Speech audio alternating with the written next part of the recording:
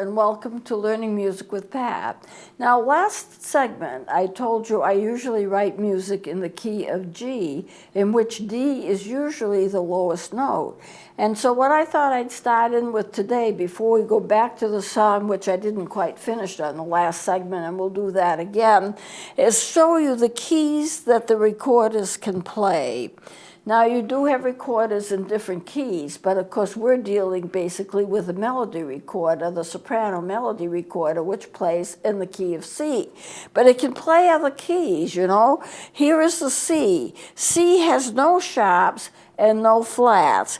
This C right here is the middle C or the low C. It looks like it would be like two spaces down from that E, and it really is, because the D takes that first space and then the C takes that second space, and there's one ledger line through it. Otherwise it would be like another D. So you have one ledger line. It's a C, D, E, F, G, A, B, C. Now I haven't done 2 octaves, but the recorder can play 2 octaves, and if I wanted to write it out that way that I could, but I basically wanted to get you used to what the keys are. Key of C is what the melody recorders are in, and there is no sharps and no flats. The key of G is what I usually write for. Now in the key of G, the first note of the scale would be a G. G, A, B, C, D, E, F sharp right here, and that's the F sharp right here, and then I put 1 G above it, then going back down, I'm only doing 1 octave here, and there's your F sharp. Now if I wanted to continue, I could continue down to D, and this F would be sharped had I done that, but I just wanted to keep it to what the actual keys are. So the key of G starts with a G, and it has 1 sharp, and that sharp puts it in the key of G. Now, D is pretty easy to play. It's C sharp and D. C sharp and F are the natural sharps, but it is in the key of D, and the first note is going to be a D. And so you D, E, F sharp, G, A, B, C sharp. Those are the 2 keys. Then you get up to the D, which is the octave. Going back down, you run into the C sharp again and the F sharp again, and it ends on the D. So 2 sharps is D. The key of F is actually a flatted key. Now, it starts on an F, and it has 1 flat, and that flat is the key of B flat. So F, G, A, B flat right here, C, D, E, F, and then back down into B flat again, A, G, F. So these are the keys which the recorders can play. Now I usually can play in the key of B flat as well, because I can fudge it, and that is an extra flat, and that would be the E flat, which would be right here, but I didn't write it in, of course, because this is in the key of F. I wanted to show you the common ones. So C, G, D, F if you're going down the scale, which is B flat, and those are basically the main ones. Now I can fudge some other keys sometimes, but those are the ones that are the most common that you play, and these are very common key signatures, so it's not hard to find music that has that in it. The key of A would be in 3 sharps, which is not good. The key of E flat would be in 3 flats, which I can sometimes play depending upon the music and how it's arranged, but normally you don't with these instruments. And so you do have these, C, G, D, and F are the ones that are most able to be played by the recorder. But there's a lot of music that's written in those keys. I play Handel's Messiah. I do it every year. and I do it on a recorder. And the first, if I'm playing the Alleluia chorus, which is what I usually end up by playing, it's in the key of D. And then the key of D is the F sharp and the C sharp. It's not hard to play those two sharps. And so I can play through some of the pieces of the Messiah in its original keys without transposing to another key, because that's a natural key for it to do. So when you start out, I realize I'm just demonstrating.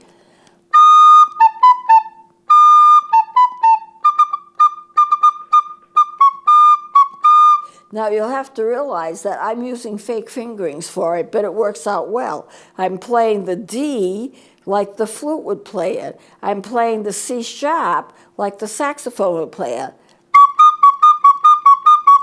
And it just works out simply, and it works out well. As long as the instrument can do it, as long as the pitch isn't off, then you can use alternate fingerings. And since I play so many of the woodwinds, I basically play all of the woodwinds, although I don't have an oboe or a bassoon right now, but basically I play all the woodwinds.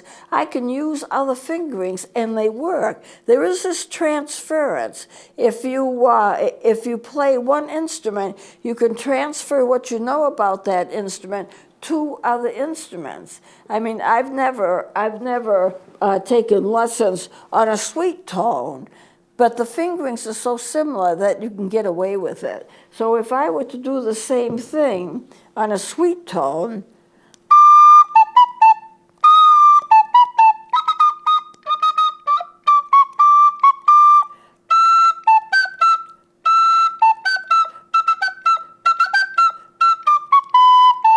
and then it goes on.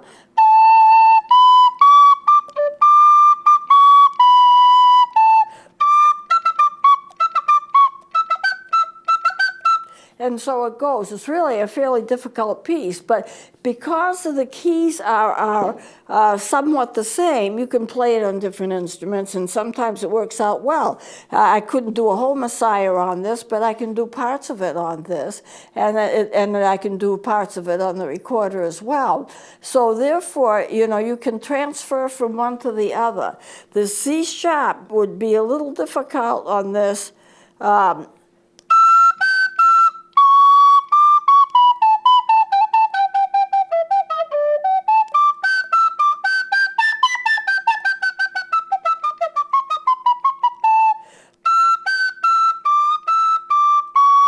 Now here I'm lifting up all of my fingers for a C sharp.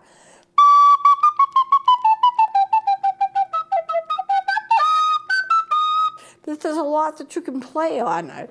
So I bring these instruments in just so that you can know if you do have woodwind instruments and they're not recorders, if they're fingered similarly, then you can play a lot on them.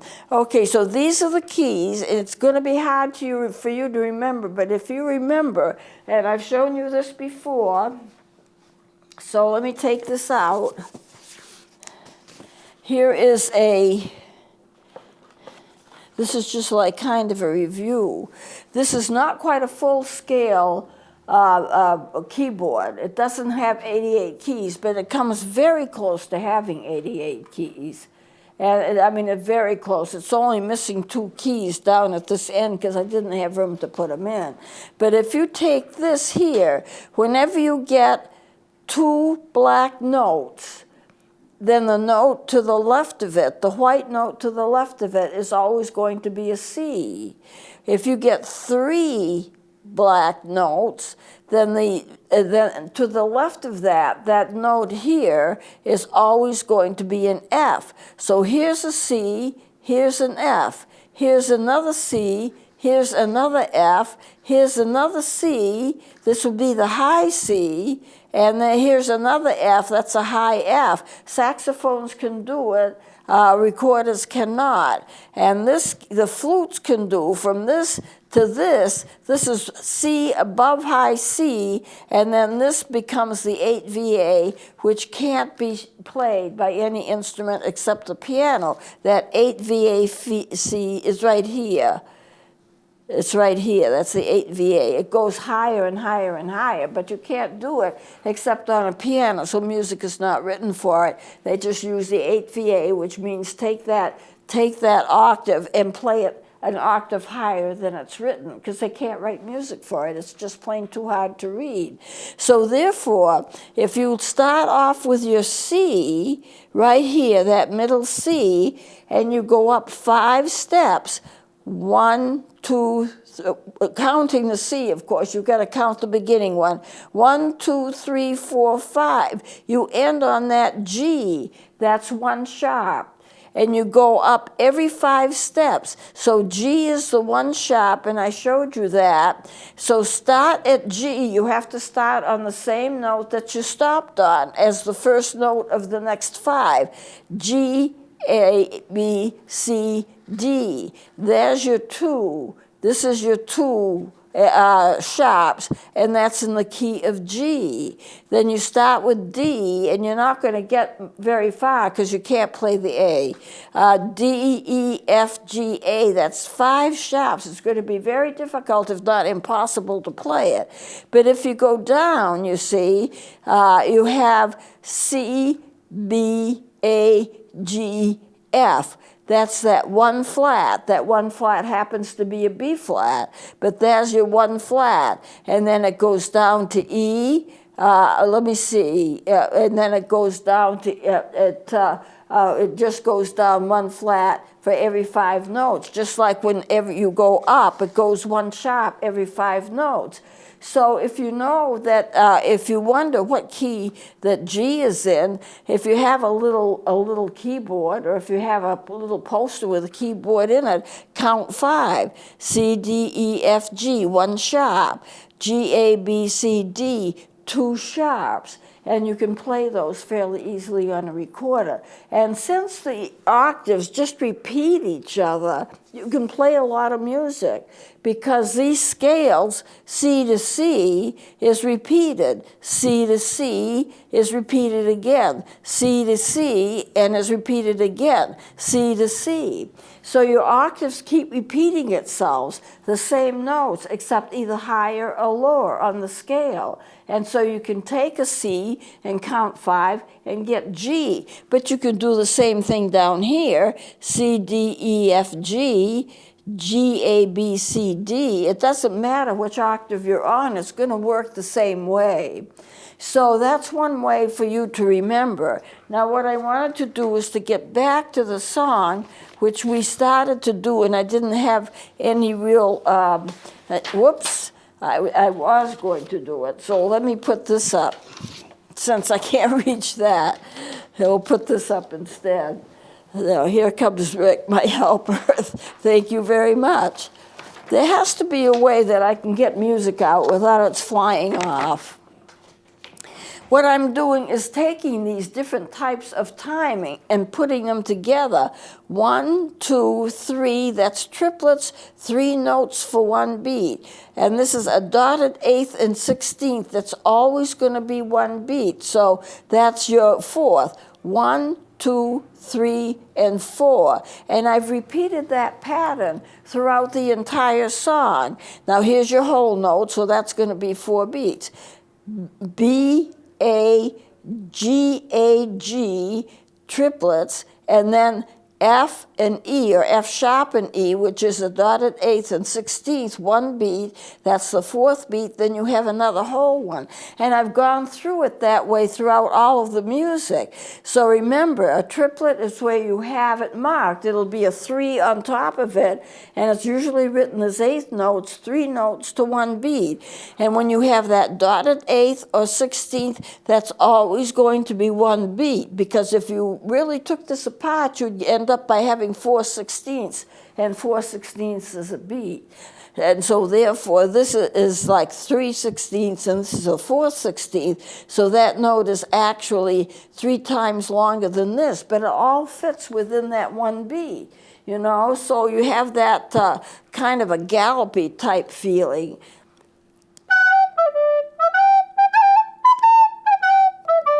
So I'm going to play this again and just kind of follow along, because that's the pattern that I've used almost all the way through the song. And when we get here, I do basically quarter notes and eighth notes. And when you have the quarter notes, you count 1 to a beat. You know, 1, 2, 3, 4, 1, 2, 3, 4. And then when you have the eighth note, you count 2 to a beat, because a quarter note split in half is going to be 2/8. So it's going to be 1, 2, and 3, 4, and 1, 2, 3, 4, 1, 2, 3, 4. And that's the way it works. Up here, 1, 2, and 3, 4, and that's the way it's counted. Once you get used to it, it's not that hard to do once you get used to it. So let me play it again and try to just kind of follow along as I'm playing it. Once again, I'm not going to do it too fast. Later on, I'm going to do it faster.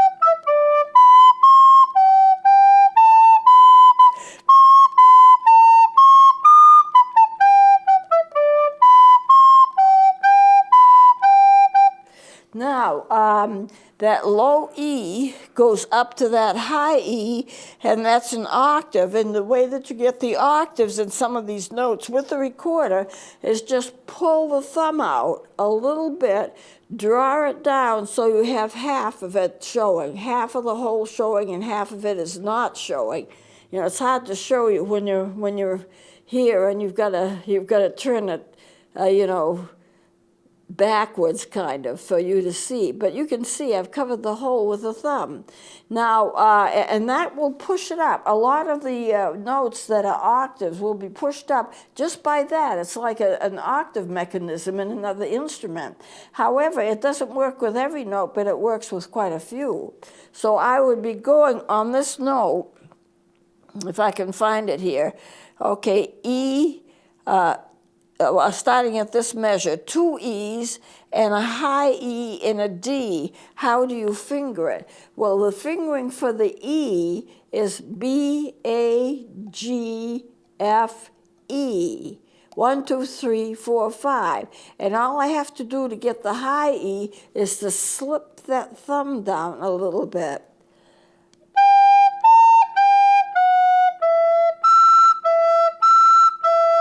That's all I did. I didn't lift any fingers.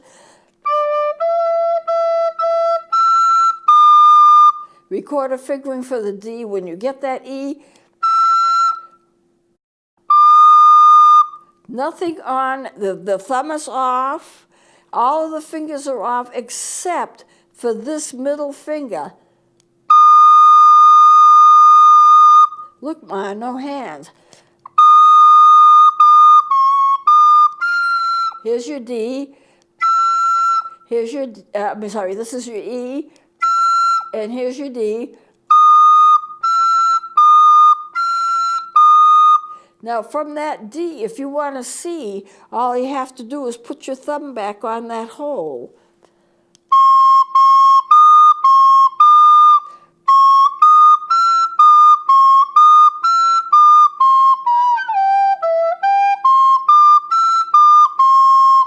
Now, if I was playing a saxophone,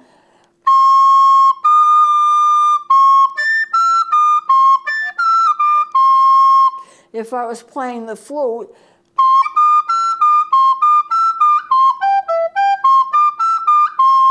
now, normally you should be using recorder fingerings, but there's some music. If it's difficult, if it's a solo piece and you're going fast, sometimes you can use an alternate fingering and get away with it. And that's how I do my Messiah pieces. I do different types of alternate fingerings. Some of them I make up myself, but it works. So if it works, it is.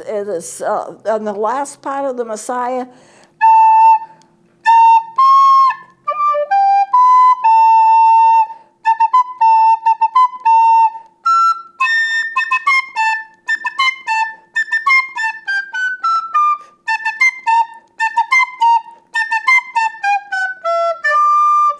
course, there is a fingering for the high A because this instrument can't go up to the high C, but it can't go any higher than that.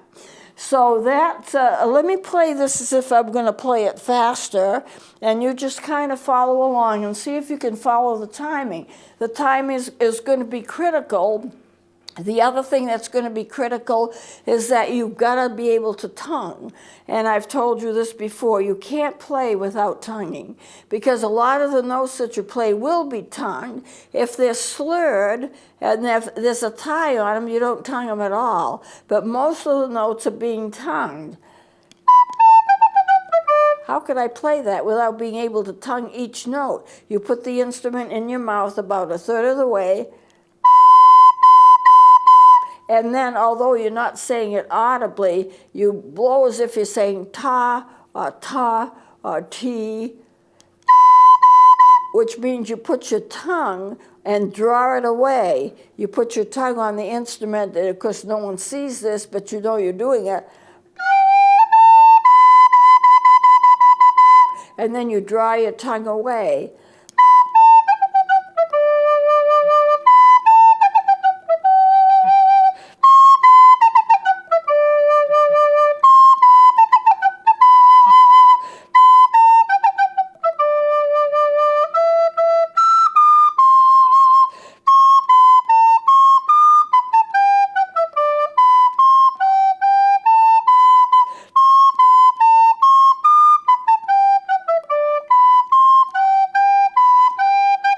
Now I played it a little faster. This you can play as a march. You could even play it faster than that. But of course you can't play it any faster than you can tongue it. So your tonguing is going to be critical. And the marches are nice. I like marches. I like waltzes. And my grandfather was a composer, and he always composed. He had his own orchestra, and he did his composing and he did his conducting and traveled all over the country with his bands. And but I guess I got a little of it from him because he wrote a lot of marches. So this can be used as a march. Let me play it once more then, because we're running out of time. And I'll play it one more and just follow along and see if you can follow the rhythm. And I don't think I'll take it much faster than I did before. There is such a thing as playing songs too fast. You don't want to do that either. But take it as fast as you want to, as long as you're able to tongue each note nice and clear. Because if you can't, then there's no sense in doing it that fast.